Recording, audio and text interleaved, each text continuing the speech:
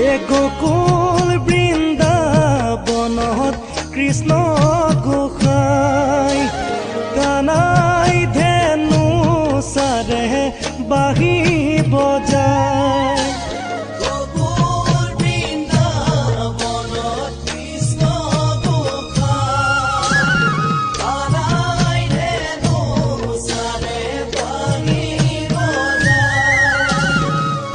বাঁহী মাতে শুনি ও ৰাধে মাই যমুনাৰ বালিতে কলচি পেনা